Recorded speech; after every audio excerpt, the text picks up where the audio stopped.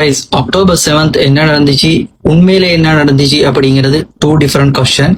என்ன நடந்துச்சு அப்படிங்கறத சிம்பிளா பார்ப்போம். ஸோ என்னன்னு சொன்ன அந்த பெலஸ்தீனுடைய வீடியோஸ்கள் வந்து நான் நிறைய அப்லோட் பண்ணியிருந்தேன். ஸோ அதெல்லாம் நிறைய பேர் கேட்குறாங்க அக்டோபர் 7th சொல்லி.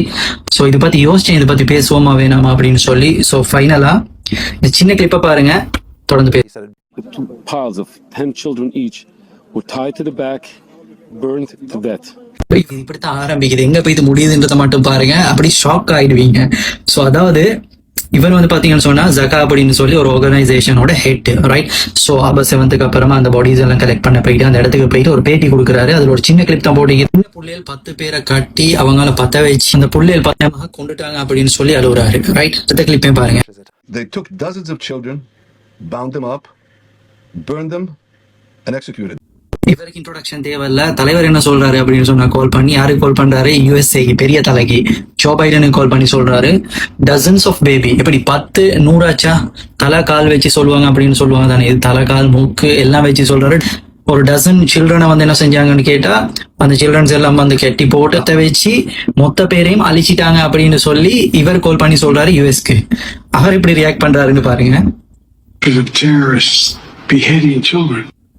அவர் உலக பஞ்சாயத்துக்கே தலைவர். அவர் சொல்றாருன்னா, ஹமாஸ் வந்துட்டு சின்ன பிள்ளைகள் எல்லாம் வந்து அநியாயமா கொண்டு இருக்கு அப்படின்னு அவர் அப்படி பஞ்சாயத்து இருக்கிறாரு. சோ அதோட அடுத்த reaction, beauty without brain. So இந்த சின்ன கிளிப்பை பாருங்க. While this mission is urgent, we will continue to fulfill it with care and with a commitment. Mission is urgent. வெச்சு செய்ய போறாங்க அப்படின்றத சொல்றாங்க, எந்த தாமதமும் இல்லாம அப்படின்னு சொல்லி. சோ இதோட அடுத்த கட்டம் எப்படி இருக்குன்னு பாருங்க.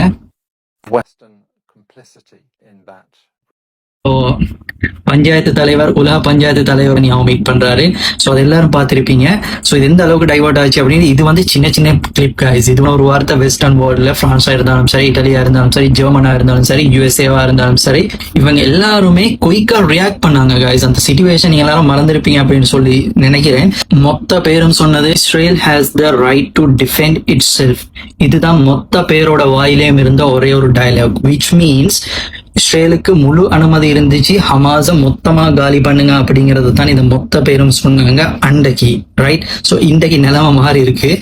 விஷயம் பாத்தீங்கன்னு சொன்னா மீடியாஸ் கை கெடுக்குது. அந்த வேலையை இஸ்ரேல் கச்சிதமா செஞ்சு முடிச்சிச்சு அப்படிங்கிறது தான் உண்மையான விஷயம். ரிசல்ட் எப்படி இருந்துச்சு அப்படின்னு சொன்னா கைஸ், அக்டோபர் 7th இந்த இன்சிடென்ட் நடக்குது, அட்டாக், ரைட்?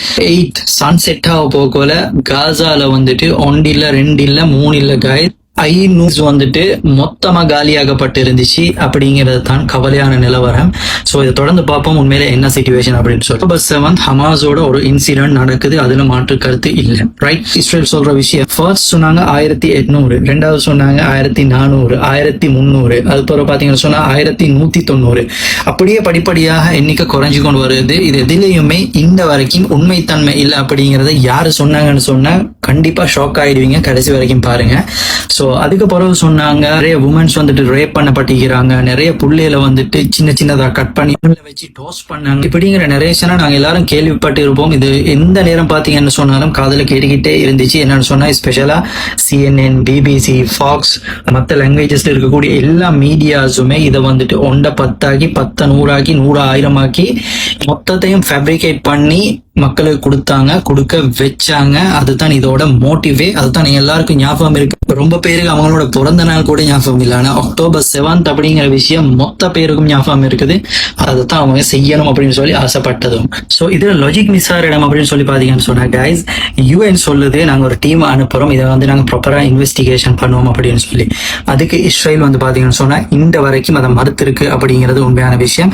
என்னன்னு சொன்னா இந்தியா பாகிஸ்தான், ரைட்? ஸோ இந்த காஷ்மீரோட டெரரிஸ்ட் அட்டாக் விஷயத்துல UN சொல்லிச்சு இந்தியா கிட்ட, நீங்க இந்த பாகிஸ்தான் தான் இந்த அட்டாக்கை பண்ணிச்சு அப்படிங்கிற விஷயத்த எங்களுக்கு ஆதாரத்தை நீங்க தாங்க, அடிக்கிறதுக்கு நாங்க அனுமதி தரோம், இறங்கி அடிங்க. ஆனா இந்தியா வந்து இது எல்லாத்தையும் மறுத்துட்டு பாகிஸ்தானுக்கு அடிக்கிறதுலேயே குறியா இருந்துச்சு. இந்த வரைக்கும் இந்தியா அதை ப்ரூவ் பண்ணல அப்படிங்கிறது ரொம்ப பேருக்கு தெரியாத ஒரு விஷயம். என்னன்னு கேட்டா யுஎனோட ஆர்டிகல் 51 என்ன சொல்லுதுன்னு சொன்னா, செல்ஃப் டிஃபென்ஸ் அப்படிங்கிறது வந்துட்டு எல்லா கண்ட்ரிக்குமே இருக்கக்கூடிய ஒரு விஷயம். அவங்களுக்கு அதை யூஸ் பண்ணலாம், அதுக்கு அவங்க எவிடன்ஸ் ப்ரூஃப் பண்ணணும், UN கிட்ட இருந்து அனுமதி எடுத்து அடிக்கணும். ஸ்ரீலங்காவோட ரூல்ஸ் படி பாத்தீங்கன்னு சொன்னாங்க தானிஸ் அப்படின்னு சொல்லுவாங்க, தண்டநீதி சங்கிரஹாய் அப்படின்ட்டு. சோ யாராச்சும் ஒருத்தர் மர்டர் பண்ணிட்டான்னு வைங்களேன், 294 படிக்கு அது கொலை அப்படின்னு கோர்ட்ல ஒப்பாயிருச்சு அப்படின்னு சொன்னா 296ல அவருக்கு மரண தண்டனை கிடைக்கும். ரைட், இதுல பாத்தீங்கன்னு சொன்னா guys general exception, special exception அப்படின்னு சொல்லி இருக்குது. 69ல இருந்து நான் நினைக்கிற மாதிரி 90 சம்திங் இருக்குது. சோ இதெல்லாம் மென்ஷன் பண்ணப்பட்டிருக்கு. ஃபார் எக்ஸாம்பிள் அது மர்டர் அப்படின்னு சொல்லி கோர்ட்டுக்கு வந்து ஒப்பாகணும். நாங்க பாக்கணும் யாரையோ கொல்றாங்க அப்படிங்கிறதுக்காக வேண்டி அவர் கொலைக்காரனா ஆக மாட்டாரு. நீதிக்கு முன்னாடி கோர்ட்டுக்கு முன்னாடி ஆவறதுக்கு அது வந்துட்டு ப்ரூஃப் பண்ணப்படணும். இதுக்காக தான் பண்ணார், அதோட இன்டென்ஷன் இருக்கணும். சோ அப்படியான விஷயங்கள் எல்லாமே இதுக்குள்ள வரும். அப்படி இல்லைன்னு சொன்னா அது கொலையா ஆகாது. இஸ்ரேல் வந்துட்டு ஸ்ரீலங்கா மாதிரியான ஒரு நாடு இல்ல கைஸ். இஸ்ரேல் அப்படிங்கிறது வந்து ஃபோர்ட்ரஸ் கண்ட்ரி, அதாவது அது ஒரு பாதுகாப்பு கோட்டை. ரைட், என்னன்னு சொன்னா அந்த நாட்டோட அத்தனை குடிமகனும் ஒரு military man and woman almost all. Right, அதே மாதிரி பாத்தீங்கன்னு சொன்னா ஒரு 10 அடிக்கும் ஒரு சோல்ஜர் நிப்பாரு. ஆட்டோமேட்டிக் மெஷின் கன்னோட ஒரு சோல்ஜர் எந்த இடத்துலயுமே நின்றுட்டு இருப்பாரு.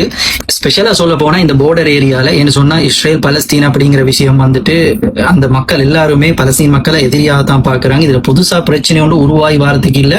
பிரச்சனை அந்த புள்ளையில எப்ப பிறக்குதோ அப்பவே பிரச்சனையும் சேர்ந்து பிறக்குதாங்க. அதனால அது புதிய விஷயமும் இல்ல. அதே மாதிரி பாத்தீங்கன்னு சொன்னா மொசாட், ரைட், இதுக்கு ஸ்பெஷல் இன்ட்ரோடக்ஷன் ஒன்று தேவைப்படாது அப்படின்னு சொல்லி நினைக்கிறேன். செக்லர்ஸ் அப்படின்னு சொல்லி ஒரு குரூப் எப்பயுமே சுத்திட்டு இருப்பாங்க. எங்கடா பலஸ்தீன் மக்களோட இடங்களை ஆக்கிரமிக்கிற அப்படிங்கிற ஸ்பிரிச்சுவல் ஜொப்பா மாதிரி அவங்க கருதுறாங்க. ஐடிஎஃப்ல வேலை செய்யறவங்களும் இது ஒரு ஹாலி வாரா தான் பாக்குறாங்க. ஹீப்ரூல சொல்லுவாங்க அமலேக் அப்படின்னு சொன்னா மொத்தமா காலி பண்ணுங்க அர்த்தம். பிள்ளைகள் பெரியவங்க சின்னவங்க எந்த வித்தியாசமும் இல்ல.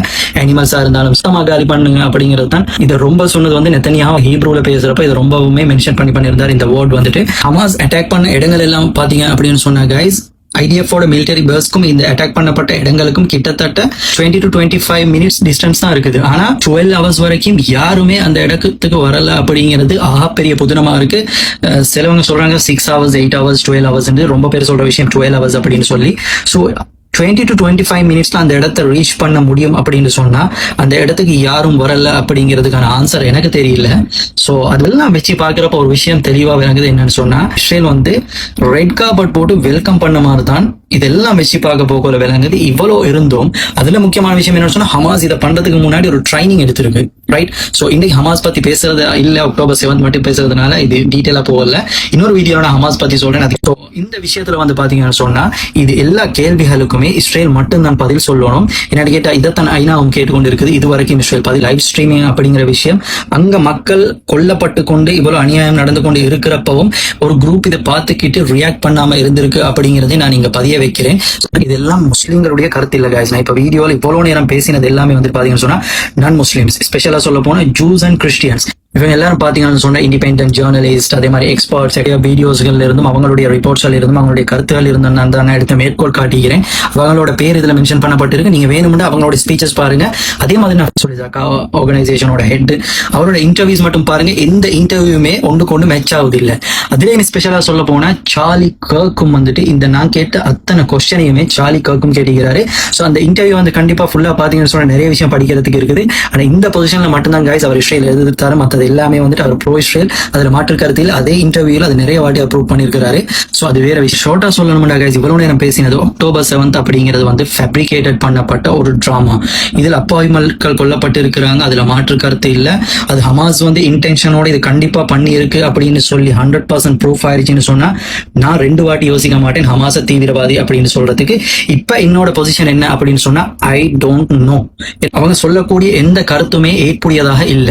ப்ரூவ் பண்ணப்பட்டுச்சு அப்படின்னு சொன்னா நான் சொன்ன மாதிரி தான். சுலைமாக முக்கியமான ஒரு விஷயம் என்னன்னு சொன்னா அக்டோபர் 7க்கு அப்புறமா நிறைய பேரு மீடியா பர்சனாலிட்டிஸும் சரி, அதே மாதிரி எக்ஸ்பர்ட்ஸ், நிறைய நாட்டோட லீடர்ஸ், அம்பாசடர்ஸ் நிறைய பேர் இஸ்ரேலுக்கு போனாங்க. அதுல 70% என்ன சொல்றாங்க அப்படின்னு சொன்னா நாங்க அந்த இடத்துக்கு போயிட்டு பார்த்தோம். அந்த இடத்துல இருக்கக்கூடிய விஷயங்களை விட எங்களை கூட்டிட்டு போயிட்டு கைட் பண்ணவங்க சொன்ன விஷயங்கள் மிச்சமே மிகைப்படுத்தப்பட்டதாக இருந்துச்சு அப்படிங்கிற விஷயத்த அவங்க எல்லாருமே பதிய வச்சுக்கிறாங்க அப்படிங்கறத ஞாபகப்படுத்துறேன். சோ ஃபைனலா கைஸ், கேர்ள்ஸ் கிட்ட ஏஜ் என்ன அப்படின்னு சொல்லி கேட்கக்கூடாது, பாய்ஸ் கிட்ட சேலரி என்ன அப்படின்னு சொல்லி கேட்கக்கூடாது. அதே மாதிரி இஸ்ரேல் கிட்ட அக்டோபர் 7 என்ன நடந்துச்சு அப்படின்னு சொல்லி கேட்கக்கூடாது. இது எல்லாமே கேட்கக்கூடாதுன்னு சொன்னது கேட்கக்கூடாதனால இல்ல, இது எல்லாத்துக்கும் கேட்டா போய் சொல்லுவாங்க.